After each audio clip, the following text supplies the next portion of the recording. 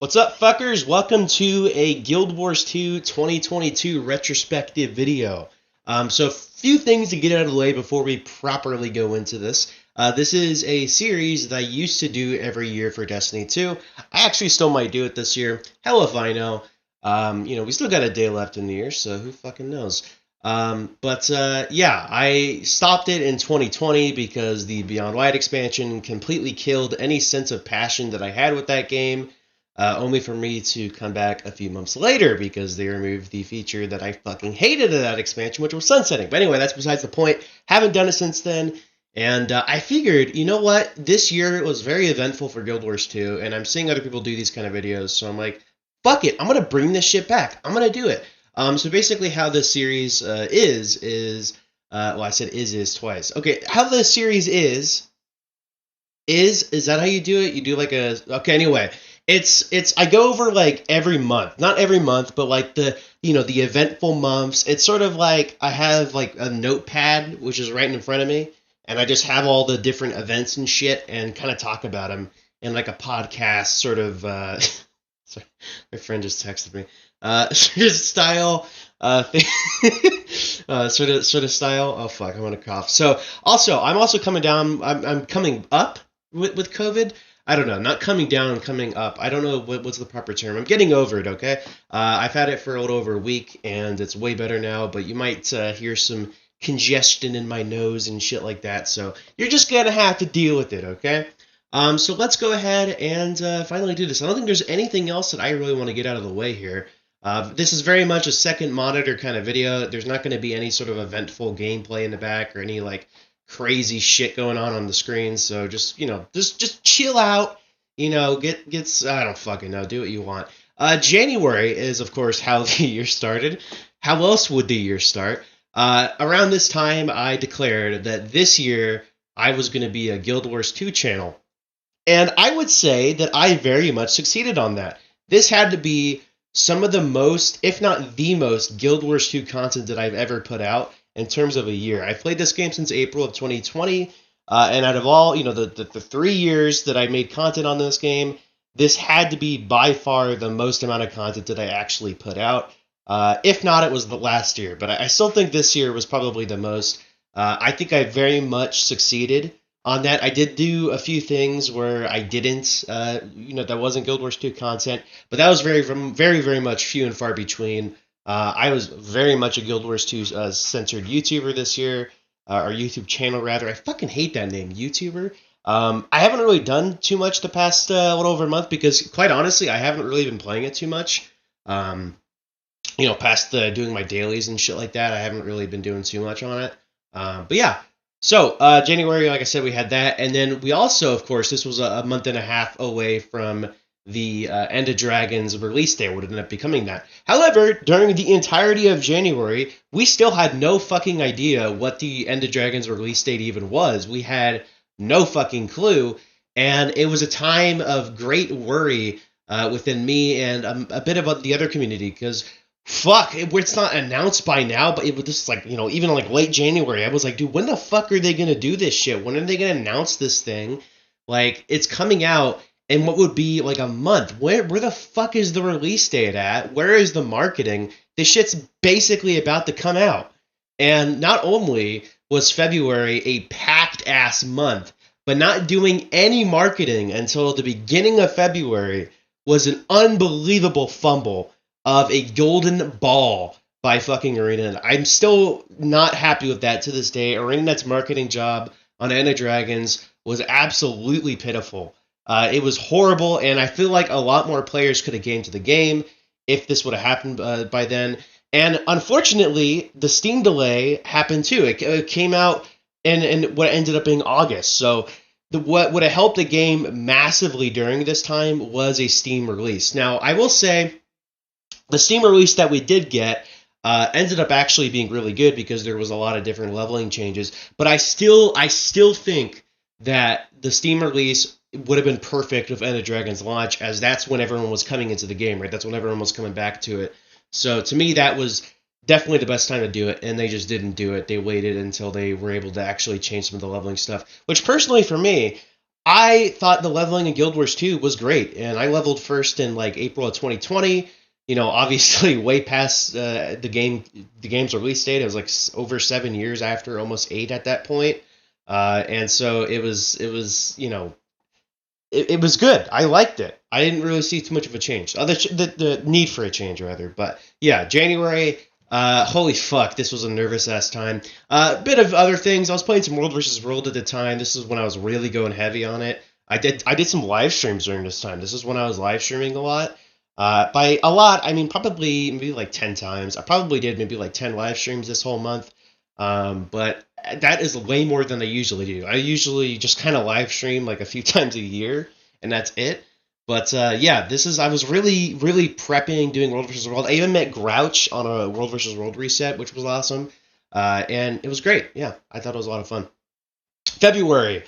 Finally, on February 1st, I think, I don't fucking know. It was really early February. We got an Ender Dragons gameplay trailer, which showcased a bunch of the new features and actual, like gameplay of it. That wasn't just some live stream of some mediocre developers playing the game.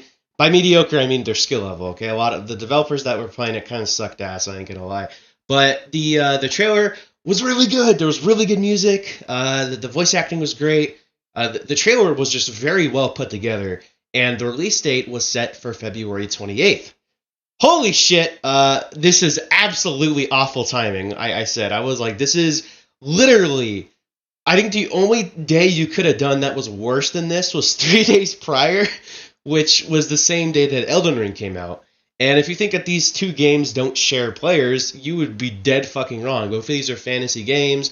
I find Elden Ring actually shares players with a lot of MMOs. Like, a lot of MMO players went and played Elden Ring because it was like this fucking balls deep hard. Well, it actually ended up, you could cheese the shit out of the game, but it ended up being, this Souls-like fucking open world RPG. Like, yeah, it was great. It was a fucking awesome game. And I guess releasing it 3 days after is better than releasing it on the same day as Elden Ring, but still, it was kind of like, this is a bit of a fumble. As well as if you want to compare it to other MMOs, Destiny 2 released the Witch Queen expansion 6 days prior as well.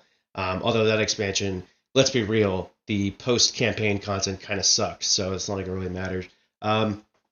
Raid was good, though. The Raid was good. So anyway, Ender Dragons comes out, of course, and of course that came out on February 28th, which was, I mean, let's be real, that's basically March at this point, so I'm going to go into March. Ender Dragons is out. Players have entered Cantha and are experiencing all the new shit. I didn't even end up beating the story until, like, I think it was the end of March. I was just busy. Most of March was actually spent sort of just fucking around in the whole ass game, just like the base game and shit, on the new elite specs and Untamed, which was the new Ranger elite spec. That was a lot of my time was just sinking in, learning and mastering that elite spec. And this was just the absolute best month of the year for me. This was an unbelievably amazing time. I had this to play. I was playing a little bit of Lost Ark still. I was playing the shit out of Elden Ring, dude. Holy fuck, I was playing Elden Ring way more than Guild Wars 2 at this time. And yeah, it was a fucking blast of a month. Ender Dragons itself is a really good expansion. I wouldn't say it's on the level of Path of Fire and Heart of Thorns, but ever since we saw the features of it, like a few months prior when they really did all that shit, actually it wasn't even a few months, it was literally July of fucking 2021, it was crazy. It showcased a lot of the features, and since then, we didn't see anything that was anything, big, so for me, I expected it not to be that ever since July, so I wasn't, like, surprised when the expansion came out, and there wasn't some, like, fucking hidden new thing, right? But yeah, there wasn't, this insane, like, new innovative feature like there was of Heart of Thorns with the Masteries and Gliding and Path of Fire with the mounts. Holy shit, this was really, really felt. I ain't gonna lie, this was definitely very, very felt, because not only did the previous two expansions innovate on the game, and it was big steps forward for the game, but it was also a big step forward for the entire fucking genre. When you go for two expansions, especially Path of Fire, mind you, going from those innovating and pushing forward the entire fucking genre, expansions, mind you, not regular games, expansions, going from that to sort of just an expansion, more Guild Wars expansion, I guess, was it was definitely felt. Like, don't get me wrong, going in, even as someone who wasn't there for Path of Fire and Heart of Thorns launch, it was definitely felt as someone who played through all that content and really understood the context of it. Yeah, it was definitely, I could tell people could feel that shit. I still loved the expansion despite that. Even though End of Dragons wasn't like this insanely innovative experience, I really enjoyed my experience. Enjoyed it to be an understatement. Really enjoyed my experience with End of Dragons. And, this expansion, what's considered to be the worst expansion in Guild Wars 2, but it's still good. It's still good. Just considered to be the least good out of all of them, is actually better than like 99% of the other elite specs. The amount of shit they shove in these fucking things is crazy. Mainly the 9 elite specs. That is like game-changing shit for each class. Gives you a completely different like playstyle and all that shit, and just tons of new skills and stuff to use and all that. I mean, it's essentially a new fucking subclass. Like, that's crazy, you know? Doing this all the time, and not only just one of them, but 9 of them. Like, imagine if World of Warcraft added a new specialization for like all of the fucking classes, dude. Like, how insane would that be? That's like the shit they do. It's crazy, man. It's still insane that they managed to do this in this game. To me, at least, and we're obviously they're gonna keep doing this because the expansion could be fucking dog shit, and I would still buy it for the elite specs. Those are like expansion selling features, you know. I still loved fishing. You know, the new fucking mastery stuff, the Jade bots, meta events, elite specs. You know, I loved all of that shit. There was still a lot of content to do, a lot of really, really fun content, and phenomenal new zones, and arguably McLean Deemer's best soundtrack yet, dude. What a fucking phenomenal job McLean Deemer, I think that's how you say his name, right? Did on the End of Dragons soundtrack. I could tell ever since the video they were released for it before the expansion came out that this was going to be an unbelievably good soundtrack, and it was, man. The End of Dragons soundtrack is mind-blowingly good. It's got to be one of the best video game soundtracks, and it still pisses me the fuck off to this day that this soundtrack was not nominated in the Game Awards this year. I'm still pissed about that. Same with Destiny 2: The Witch Queen. At least one of those deserve that shit, because both of these are phenomenal. I would absolutely love to see McLean and Michael Salvatore work together someday, man. That would be like fucking, like, imagine like Hans Zimmer and like fucking John Williams working together. It's basically that in the video game world. To me, at least, that's what it is, you know? And this is coming from somebody who's really into the music for video games and movies, and I'm planning on even becoming a composer later in my life. So yeah, as a career, hopefully, I'm really, really hoping to do that. But yeah, this was a great month. It was fantastic. April, I finished the End of Dragon's story. I really enjoyed it, although I felt the lack of like the last hurrah team up rather of End of Dragons. It sucked. That was like by far the most disappointing part. This was fucking stupid. Where the fuck is Bram, Kaith, Ritlock, Rox? I mean, Logan. Like, where the fuck are these guys? I don't care what the fuck the reason was, man. I don't care what they were. This was the end of a 10-year-long storyline, and you're telling me that these characters that we've been fucking traveling with since, the beginning of the game and Wizarding World Season 1, like, some of these characters aren't going to join us. I mean, don't get me wrong. Casimir, Jory, fucking Goric, which ended up being later on, but Taimi, like, they were still with us, We had some great new characters, like Detective Rama. He was a fucking fantastic character, and expansions on characters that we kind of saw before, like Maitrin. She was great. That other chick who was kind of like a weirdo. I kind of forget her name. She was like, I don't know. I was going to say an Asian chick, but I mean, fucking everybody is. We're in Cantha, dude. What do you expect? Dude, what was the funniest shit? I saw a review on End of Dragons, dude. I saw a review on End of Dragons around this time, actually, and it was it was a negative review, and it's like, dude, I'm tired of all this China shit in this game. It's so fucking funny, dude. I was like, God damn it, I'm doing it again. Oh, God, okay. Oh, sorry, dude, I can't laugh of COVID, man. This shit fucks me up. But yeah, that was hilarious. The story very much shined with the characters and their interactions. The plot itself was fucking stupid, but the characters were cool as shit. I loved it. I thought it was a good time.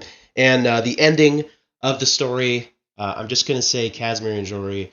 That's all I'm going to say. But my God, that shit made me fucking tear up. I was like, oh, fuck yes. Now scissor each other. No, I'm kidding.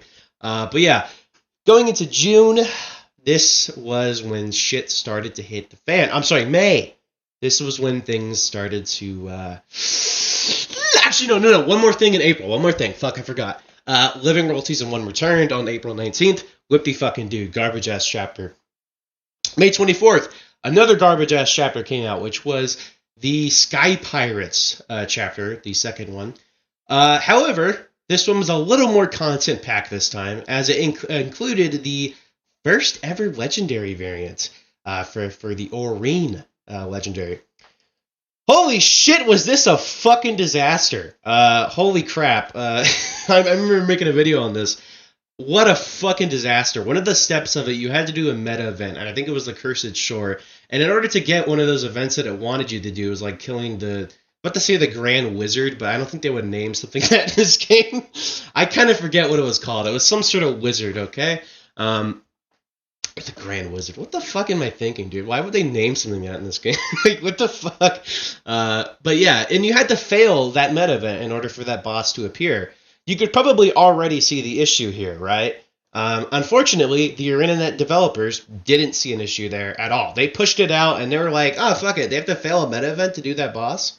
Oh, wait, let's just put it out. They're not gonna troll each other and grief it and make it so the players can't progress with that meta or with that achievement in order to get the fucking Zaitan legendary, right?" No, it's fun. We have a really good community, guys. The Guild Wars 2 community is fantastic.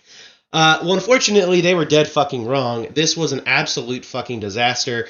Tons of players. The trolls came out from under the bridges, out of the shadows, and came and just fucked with so many goddamn players by completing the meta event so you couldn't get that event.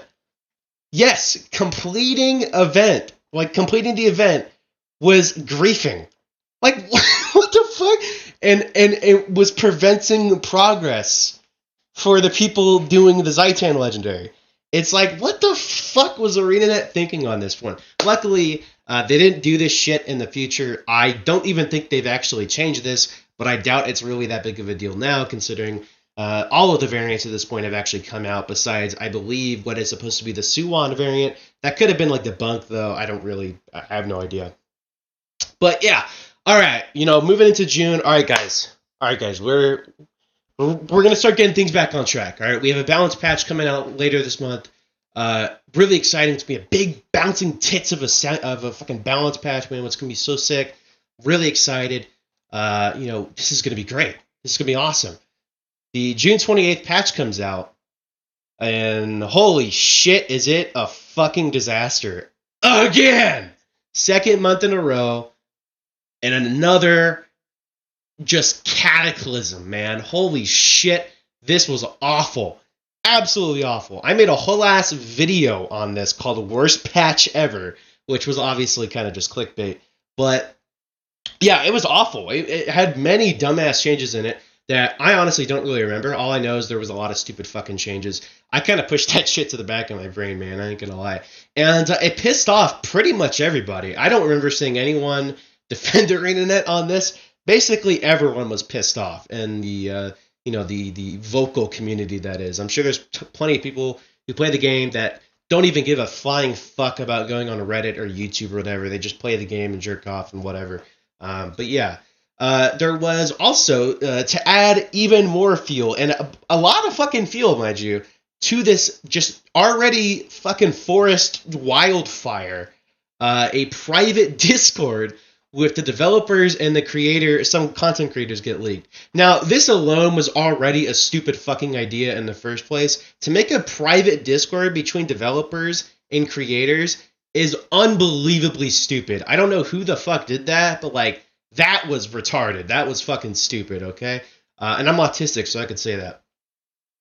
They ended up showing the Solar, I believe the person goes by, which showed his or her. I don't know exactly who they are, honestly, but it was a person on the balance team. And I think it might have even been the lead. I'm not entirely sure if Solar was the lead of the balance team, but Solar ended up saying in there that it was something along the lines that they don't really know much about Thief.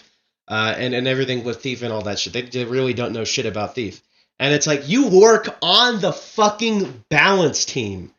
On the balance team. And from my knowledge, that person, Solar, was a really big balance person. It was like fucking up there. And he might have even been the lead, which not anymore. But that's why I'm kind of presuming he was the lead of the balance team. I could be wrong on that, though. But nonetheless, I mean, you work on the balance team when you have that big of a position, and you don't know shit about Thief? Like, what the fuck? How does that even possible? How do you work on the balance team and not know shit about Thief? Like, what the fuck? How does that make any sense? The giant uproar over this. Many people calling for this person to be fired, which I will say, that was fucking stupid. I think we're better than that. We can, like, bitch and moan and make fun of him. Like, I'm perfectly fine with that. But calling for Solar to be fired is stupid. Demoted or fucking, moved around or just, hey, fuck. What my thing was just learn Thief, dude. Why don't they just have Solar, learn Thief, and you're good at that point. I had nothing. I did not think Solar deserved anything horrible or like a fucking punishment or anything. Like that's just stupid, right? I don't think that he deserves that. But I think that something needed to happen. Just something. And it did. It did. A few months later, we got a balance shakeup, or CMC, my man, and what was the other guy's name? There was another guy, and he's really cool. Right? He's a really cool guy too. And they ended up being the new head of the balance team. And so far, done a pretty good job. They've done a pretty good job. I would say overall with the November patch, we're really not going to see shit for another few patches. I didn't expect the November patch to be this insanely good patch. This is their first balance patch as the new balance team, the refreshed one. So I didn't expect it to be very good, but we'll talk about that later. But yeah, this was awful. This was a huge catastrophe and really just an unbelievable shit fest. And I'm assuming really changed up the way ArenaNet thinks about doing balance, and their whole philosophy towards it probably got a huge shakeup during this time. As it should have. This was an awful patch, and I love to ride this game's dick. If you've watched my channel for a while, you know that. But in terms of shitting on it, I will do that too, because I don't know. I think it's interesting to do that, and to give negative thoughts about something like that. I've done so many positive videos. Okay, I got a bit of hate on that video, and it's like literally 99% of my Guild Wars 2 videos. I fucking love this game, man. I suck its dick all day long. The moment that I said anything negative about it, that some people got pissed, and it was fucking stupid. Anyway, going all the way to August, because we really didn't get jack shit during that time. No. One more thing in June. Harvest Temple Challenge Mode came out on that day as well. And fuck me. That had to be the hardest Guild Wars 2 thing I've ever seen in my entire fucking life. I loosely kept track with the Chase the World's First. It took like 5 fucking days, for someone to do it. That's crazy, man. This wasn't like a raid or anything like that. It's like a challenge mode for a strike, and it was that hard. It took them like 5 fucking. It's like that is crazy, man. That's insane. Unfortunately, from my knowledge, it's not even close to being worth it to do it, but still pretty cool. August. The 10th anniversary of Guild Wars 2 comes out, the new update. It adds a bitchin' ass new armor set, new weapons, bunch of new cosmetic shit to get, new achievements, achievements. New achievements, specifically meant for new characters. So either a new player, or if you're making a new character like I do, I make a new character every week in order to get that Black Lion key. This will also make that incredibly quicker because of the fact that they added sets of achievements for fresh characters to do in order to level up quicker. And by quicker, I mean, holy fucking shit, does this make the leveling process so much quicker. Holy crap.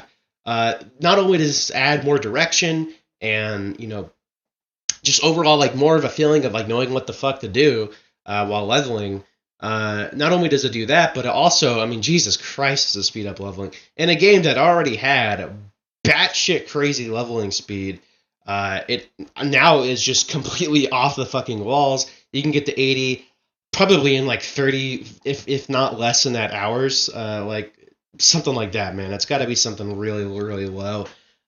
So yeah, I was pleasantly surprised with this update.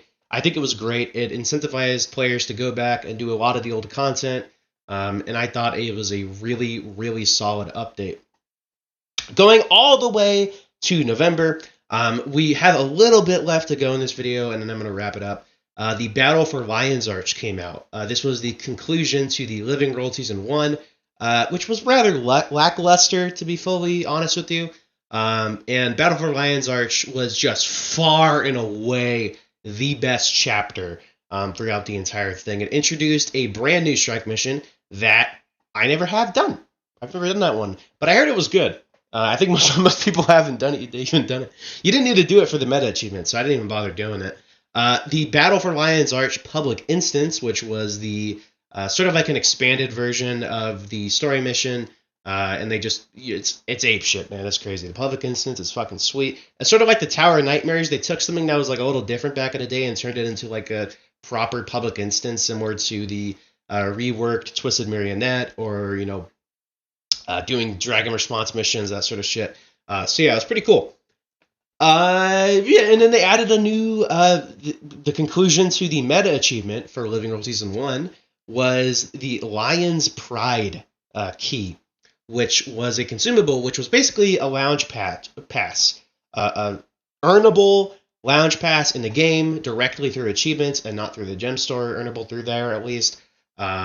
And yeah, it was really, really sweet. I even did it. I never do achievements in this game. I never directly go for achievements, especially meta achievements. And I fucking did it for this one, man. I did a shitload of achievements. Gives you the Lion's Pride Lounge Pass, which was like, what the fuck is that, right? But you do it, and it's like, oh shit, this is Old Lion's Arch. Not only does it teleport you to Old Lion's Arch, but it has all the shit there. We have all, the bank, trading post, crafting stations. Pretty much, I think besides the guild bank, everything that was there is there. Even the fractal portal. Like, fuck it, go to the fractals, do whatever. All the portals, everything there. Everything's there, man. It was great. And it's just a better version of the current Lion's Arch, which is fucking sweet. I still go there to this day, and it's cool, man. I fucking love it. New story as well, and tons of new cosmetic shit to get, and your achievements to wrap up as well. So yeah, that was 2022, just the general outline of content that we got, and sort of some of the cliff notes of the events that happened this year. End of Dragons was amazing. I thoroughly enjoyed my time with that expansion. I will say that the drip-fed content, the very, very little amount of content that was drip-fed, took way too long. We didn't get the Prime Mortis variant till like last fucking month. That's insane, dude. We didn't get it till the Battle of Lion's Arch update. It took like, what is that, fucking like 8 months, like 9 months for that shit to for all the variants to come out? Like, what kind of crazy shit is that? So yeah, I did not expect for the variants to be spread out across damn near the entire year. Like, I thought it was going to be maybe up until like June or July that they were going to spread it out. I thought it was going to come out like every month, basically. So yeah, that was terrible. That felt absolutely awful. I really did not like the huge gap in between each legendary variant release. And to be honest with you, after playing all of the Living World Season 1, basically all of it, doing all of the meta achievements, all that shit, most of it was pretty shit. And that's because this was very much an old philosophy for the game, right? This is nothing like the newer content we get. It's the old formula for the game. If you played the vanilla game with the personal story and stuff like that, it's very, very similar to that. It's not like the new kind of content that we get, or the story and the overall presentation and everything is drastically improved. This, you could definitely tell this was some old shit. However, it was very important for this to be in the game, and I'm glad it is. I'm glad that I myself, as someone who'd never played back then, got to finally see the origin of these Dragon Watch characters that I love so much, and I've grown to really really been attached with, and always wondered where the fuck did these guys come from? That's what I always wondered. I'm like, where the fuck? What the hell? Like, so yeah, I was happy that we at least got that. I will say though, the lack of any like brand new, modern, I guess is the better term, post-launch EOD content was really felt this year. That was really felt. Yeah, definitely. I'm really just fucking praying that in January, ArenaNet gives us some fucking something about Living World Season 6. My God, we are fucking desperate for it. Holy shit. Don't get me wrong, Season 1's cool, right? But it is very much the old game. And as someone, I didn't even play it back then, right? So technically it was new content for me. But it still was something I wasn't entirely interested in because this was the past. It was something that already happened. And yeah, it was cool to see the origin of all the characters, and I'm glad it did happen. But I'm very much someone who is looking at the future, and I want to see the future of everything post End of Dragons. I want to see what the fuck is going to happen next. I mean, what are we going to do next after all these dragons are gone? I mean, is this going to be... Are we going to do, like, proper adventuring and shit now? Like, I'm really, really hoping that. And I'm just hoping ArenaNet gives us something, just anything about the new season, man. If there is even going to be a new season, which I can't imagine there's not going to be. I mean, what the fuck are you going to do throughout the entirety of 2023? What are you going to give us, like, without a new Living World season? What the fuck are you going to do? The game will completely die out if they don't do Season 6 next year. But yeah, I would say that is the biggest thing that I want next year, looking for the next retrospective that I do. I want to see new content. I want to see, like, modern content come out. That's what I'm really, really wanting to see. I'm wanting to see some, like, really awesome balance changes. Like, they really are starting to hit their stride on it and starting to really get in a good groove with the balance changes. As it's been kind of rocky, man. November was not nearly as catastrophic and terrible as the June balance patch was. And we were supposed to get it in, I think, late September, early October. That's when we were supposed to get the balance patch, but they actually delayed it till late November because of that balance team shakeup. And they actually gave us the World versus World PvP changes in early October and gave us the PvE stuff, which is the shit that I care about, in late November. So that, explains the time gap there. So going with their quarterly update system, we should be getting something in February, I would think. So yeah, that is the next patch update that should be coming out. And I'm very much rubbing my metaphorical hands, looking forward to seeing what CMC & Co. is going to do next with the balance of this game. I'm very, very interested as, in a post-expansion launch kind of world, that is going to be a huge fucking deal. That and new content. The balance of the game, balance of the sandbox, and new content is shit you need to do good on in order to really retain players in the long run. And I feel like people are willing to give ArenaNet balance, just the whole balance situation, a fresh start. This is a huge new chance opportunity for ArenaNet to really do good with balance changes this time around and to give us some fucking sick-ass changes, man. And to really, like, try and take risks and do cool shit. The Firebrand rework didn't exactly go over amazingly, right? But they really did a lot of shit there. There's a lot of changes to it. They changed a lot of stuff. They were fully willing to change the core mechanic and warp it and make it into something else. And I thought that was cool as shit. And I'm really hoping we see that kind of thing for, like, Untamed and stuff like that, where they give us, fuck it, do an entirely new mechanic for it. Rework the mechanic, something, I've already made a whole ass video on Untamed and the changes that I want to see, actually multiple of them. So yeah, I think that's basically going to cover it. That is all I really wanted to say. That is the 2022 retrospective for Guild Wars 2. And what a year, man. What a fantastic year. Definitely the best year that I have played for the game. This ended up being, in terms of my personal life, to kind of sidetrack, a awful year. There's lots of horrible, awful stuff that happened this year But I'm thankful that Guild Wars 2 had a really good year. As if Guild Wars 2 did not have that good year that it had, my year would have been even worse. So yeah, at least I had that. So that's basically going to be it. Great year for Guild Wars 2.